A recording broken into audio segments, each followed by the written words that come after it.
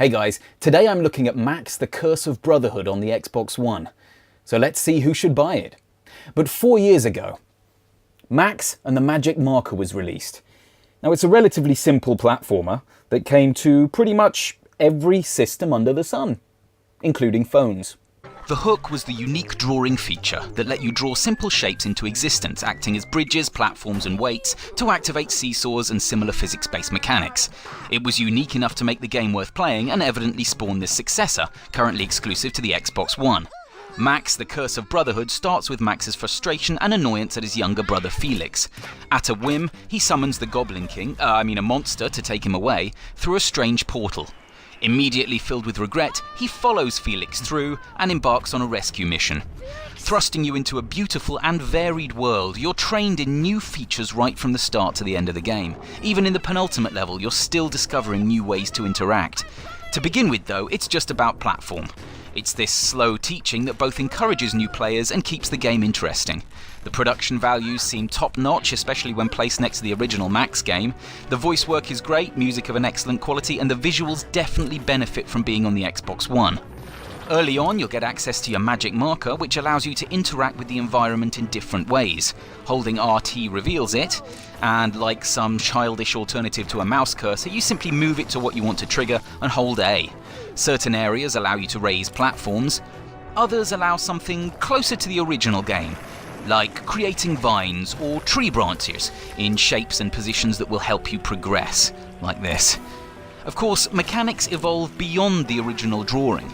Vines can be chopped down from their stems and float on water, water streams can cushion your long falls, and vines can be attached to other objects, allowing user-created Tarzan-esque rope swinging that is far more satisfying than if a level designer had placed them. Then, combining powers adds a whole other dimension. Of course, rather than allowing their use anywhere, by limiting the places of their creation, the structure of the levels is never challenged or broken. But as a puzzle mechanic, any lack of freedom is made up for by the fantastic moment of finding an intelligent solution.